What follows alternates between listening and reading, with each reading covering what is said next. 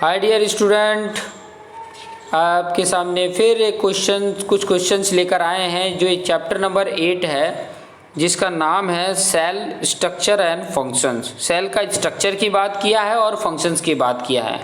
तो उसमें पहले ही उसने फिल इन द ब्लैंक बोल रहा हूँ, ट्रू फॉल्स का क्वेश्चन पूछा है। देख सकते हैं यहाँ पे कि जो स्टेटमेंट ट्रू है उसको ट्रू करो, टी करो, और जो फॉल्स है उसको एफ करो। क्या बोला है देखो, unicellular organism have one cell body. तो ऑब्वियसली यूनिसेलुलर जितने भी ऑर्गेनिज्म होते हैं उसमें वन सेल ही, उस बॉडी में वन सेल ही पाया जाता है।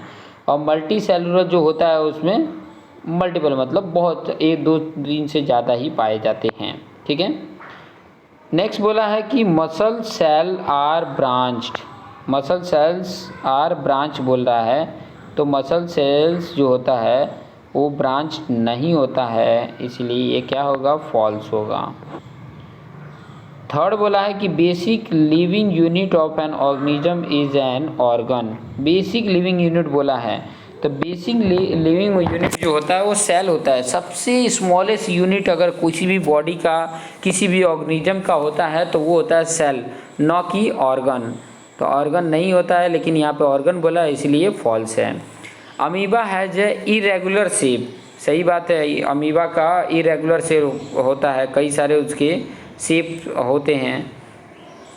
हमने जो चैप्टर नंबर 2 पढ़े थे माइक्रोब्स, उसमें भी ये चीज़ें बात कहा था। अब क्वेश्चन नंबर 2 देखिए, क्वेश्चन नंबर 2 में क्या बोल रहा है। क्वेश्चन नंबर 2 बोला है make a sketch of human nerve cell. जो ह्यूमन नर्व सेल होता है उसका स्केच बनाना है पहले तो, फिर बाद में उस नर्व सेल जो है उसके फंक्शंस को परफॉर्म करके बताना है कि कैसे उसका सेल फंक्शन करता है। तो यहाँ पर मैं आपके सामने देखो, यहाँ पर आपके सामने ये जो बनाया हुआ है ये उसका क्या है, नर्व सेल है। ठीक है। नर्व सेल कैसा होता है, इस प्रकार से होता है, आप देख सकते हैं। The nerve cell receive and transfer message. Nerve cell का काम क्या होता है, रिसीव करता है कोई भी मैसेज को, फिर ट्रांसफ़र करता है। Thereby helping to control and coordinate the working of different part of body. जैसे यहाँ पे देख सकते हैं ये वाला पार्ट जो होता है उसको डेंड्रिट बोलते हैं, ये बीच में जो है उसको न्यूक्लियस बोलते हैं, ये वाला जो साइड का उसको सेल बॉडी बोलते हैं। यहाँ पे एक्सॉन है, फिर बाद में नर्व एंडिंग यहाँ पर है, इस तरीके से हैं। ऐसे डायग्राम बना के नर्व सेल को उसके बारे में लिख देंगे। नेक्स्ट आ जाते हैं हम क्वेश्चन नंबर 3। क्वेश्चन नंबर 3 में क्या बोला है, right short note on the following. मतलब जो भी दिया हुआ है उसका शॉर्ट नोट बताना है। तो पहला दिया है साइटोप्लाज्म और दूसरा दिया है nucleus of a cell. Nucleus of a cell दिया है, दो चीज़ें दी हुई है, साइटोप्लाज्म और न्यूक्लियस ऑफ ए सेल। तो 1 बाय 1 देख लेते हैं। साइटोप्लाज्म क्या होता है, तो the jelly like substance between the nucleus and the cell membrane is called as a cytoplasm. मतलब क्या बोला है कि न्यूक्लियस और सेल मेम्ब्रेन के बीच में जो जेली की तरह सब्सटेंस होता है, जेली की तरह सब्सटेंस होता है, उसी को बोला जाता है साइटोप्लाज्म। किसी सिंपल सा बोल देना कि न्यूक्लियस और सेल मेम्ब्रेन के बीच में, न्यूक्लियस और सेल मेम्ब्रेन के बीच में जो जेली लाइक सब्सटेंस होता है उसी को बोला जाता है cytoplasm. Various cell organelles like ribosomes, mitochondria etcetera are suspended inside cytoplasm. मतलब ये जो सेल ऑर्गेनेल्स है जैसे कि राइबोसोम्स है या माइटोकॉन्ड्रिया है, ये कहाँ पे पाए जाते हैं, साइटोप्लाज्म में ही पाए जाते हैं। उसी के अंदर सस्पेंडेड के रूप में उसके अंदर ही पाए जाते हैं, साइटोप्लाज्म में ही पाए जाते हैं। कौन कौन से, राइबोसोम्स और mitochondria. It help exchange and storage of substance among cell organelles. मतलब जो सेल ऑर्गेनेल्स है उनके बीच में जो सब्सटेंस को स्टोरेज करना है या एक्सचेंज करने में हेल्प करता है।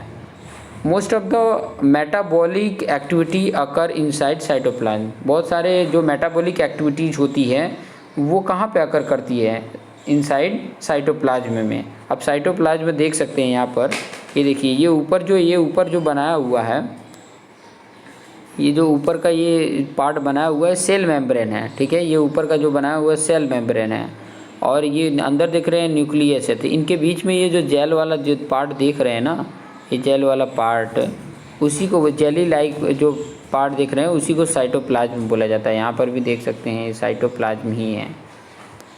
नेक्स्ट पार्ट देख सकते हैं,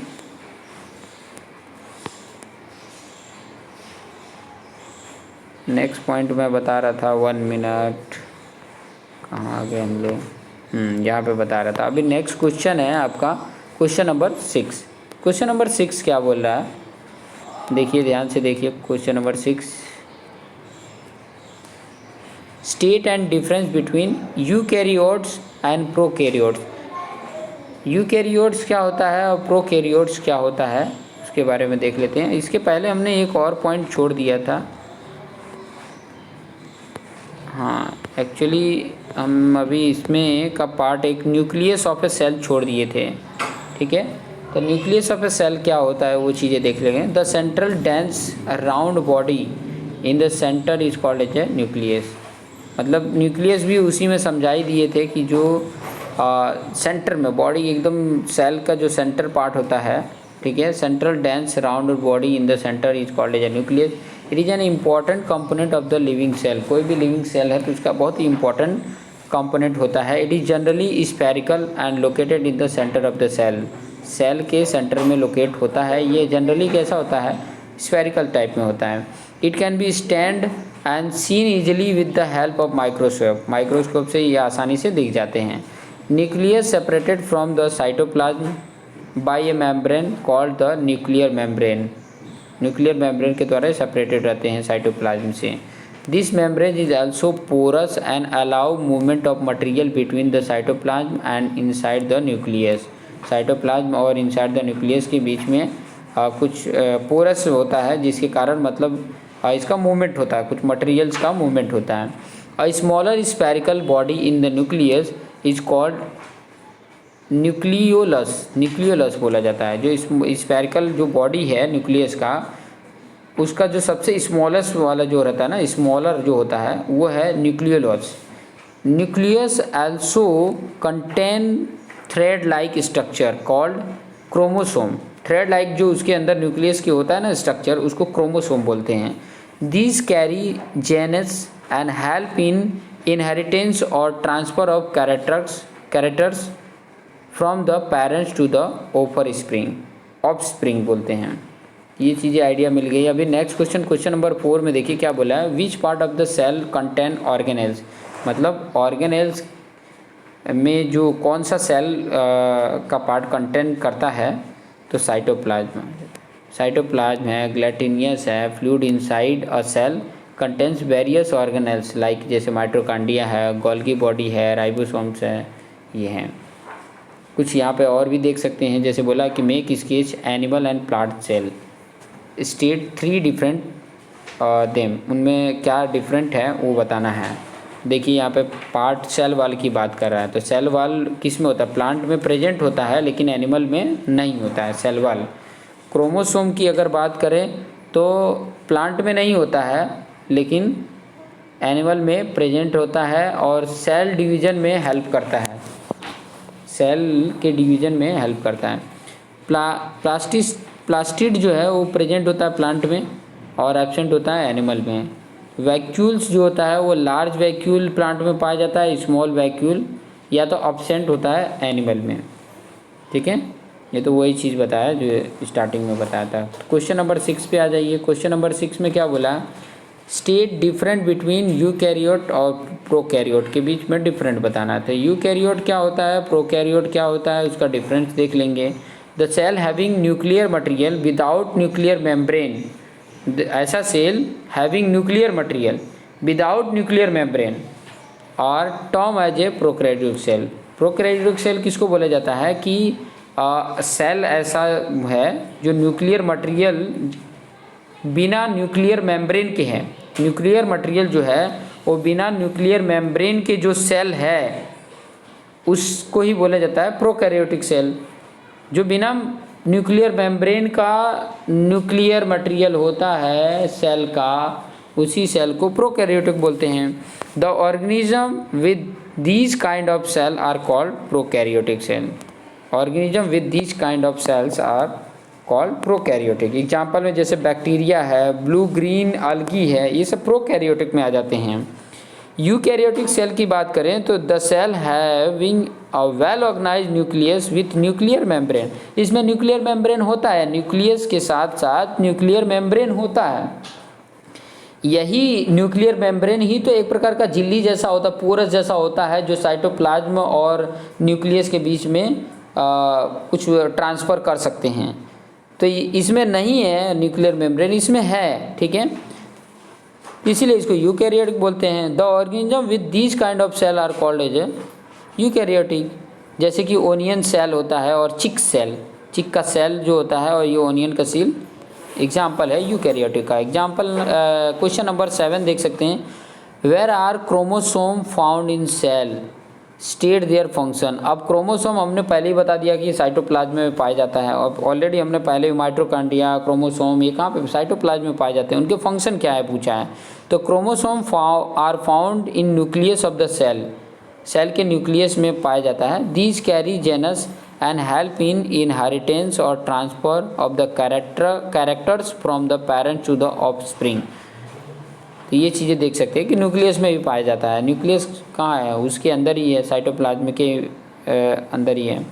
cell are basic structural unit having living organism explain. Cell क्या है, बेसिक स्ट्रक्चरल यूनिट है। ओबियसली सबसे स्मॉलर अगर स्ट्रक्चर का यूनिट होता है तो वो होता है सेल। एक्सप्लेन, जैसे इसमें एक्सप्लेन करके बता रहे, जैसे घर जो बना रहता है वो ईंटों का बना होता है, ईंट और बहुत सारे चीज़ों का बना होता है। तो उसमें जो सबसे ईंटों से बना है तो पूरा स्ट्रक्चर ईंट से बना हुआ है। तो वो ईंट जो होता है, ब्रिक जो होता है, वो उसका एक स्मॉलेस्ट यूनिट होता है। बिल्डिंग का स्मॉलेस्ट यूनिट ब्रिक होता है। तो वैसे हमारी पूरी बॉडी जो बनी होती है उसमें सबसे स्मॉलेस्ट यूनिट जो होती है वो सेल होती है, ठीक है। जैसे बोला है कि both brick in a building and cell in living organism basic structure unit है। All basic functions for the organism survival take place inside cell. As brick assemble to make a building, cell assemble to make the body of every organism. A group of cells form a tissue. Tissue कैसे बनता है, जब कई सारे cell मिल जाते हैं तो which performs a specific functions, और एक स्पेसिफिक फंक्शंस को परफॉर्म करते हैं। A group of tissue form an organ. और ग्रुप ऑफ टिश्यू मिलके क्या बना देते हैं, ऑर्गन बना देते हैं। And in the same way group of organ form an organism, और ग्रुप ऑफ ऑर्गन्स मिलके क्या बना देते हैं, ऑर्गेनिज्म बना देते हैं। That's why cell are consider as a basic structural unit of living organism. ये आइडिया आपको मिल गया। क्वेश्चन नंबर 9 देख सकते हैं, इसमें क्या बोला है। क्वेश्चन नंबर 9 में बोला explain why chloroplast are found only in plant cell. जो क्लोरोप्लास्ट होता है वो केवल प्लांट सेल में ही पाया जाता है, क्यों, एक्सप्लेन करके बताइए। तो chloroplast are found plant cell only because chloroplast contains chlorophyll which is essential for chlorosynthesis. Uh chlorophyll trap cell energy and use it to prepare food for plant, but animal में या living organism में नहीं पाया जाता है। अब यहाँ पे क्रॉस और डाउन करके हैं, तो देख लेते हैं यहाँ पे complete the crossword with the help of the clues. कुछ क्लूज दिए गए उसके बेस पे बताना है। तो पहला क्रॉस मतलब ऐसे, ठीक है, ऐसे जाएगा, ऐसे ऐसे, ये क्रॉस का है। और डाउन वाल मतलब ऊपर से नीचे। तो पहले इसमें क्या बोला, this is necessary for photosynthesis, photosynthesis के लिए नेसेसरी होता है। कौन सा है, 1। तो 1 में देखिए सी है, तो CO दिया है तो क्लोरोफिल आ जाएगा, सीधा आ जाता है, देख सकते हैं क्लोरोफिल ही है। Term for component present in the cytoplasm, कौन सा टर्म है कंपोनेंट जो साइटोप्लाज्म के लिए, साइटोप्लाज्म का कंपोनेंट है, ऑर्गेनेल, ऑर्गेनेल, ओ से ऑर्गेनेल आ जाता है। फिर बाद में the living substance in the cell, cell में कौन सा लिविंग सब्सटेंस है, तो कौन सा है, 6 का ना, तो ये P से शुरू है, तो P से क्या आ जाएगा, प्रोटोप्लाज्म। और फिर बाद में unit of inheritance present on the chromosomes, तो 8 नंबर पे 5 लेटर का क्या हो जाएगा, जेनस आ जाता है। ये जेनस आ जाता है, तो ये इसका आंसर है। फिर बाद में डाउन के लिए ग्रीन प्लास्टिड किसको बोलते हैं, क्लोरोप्लास्ट को बोला जाता है। Formed by collection of tissue, collection of tissue से क्या बनता है, अभी बताया था ऑर्गन, ठीक है। और ऑर्गन से क्या बनता है, ऑर्गेनिज्म बनती है, ठीक है, ऑर्गेनेल्स बनता है। It separate the content of the cell from the surrounding medium, तो उसको बोला जाता है membrane. Empty structure in the cytoplasm, cytoplasm में जो एम्प्टी स्ट्रक्चर होता है उसको बोला जाता है vacuole. A group of cell से क्या बनता है, टिश्यू, टिश्यू आ गया, ठीक है। तो इस तरीके का क्वेश्चंस आएंगे, यहाँ पे देख सकते हैं, यहाँ फिल भी कर दिया है। तो इस तरीके का क्वेश्चन जब भी आएंगे तो आप इस तरीके से सॉल्व कर लेना। सो देखते रहिए और चैनल को सब्सक्राइब कर लीजिए। Thank you.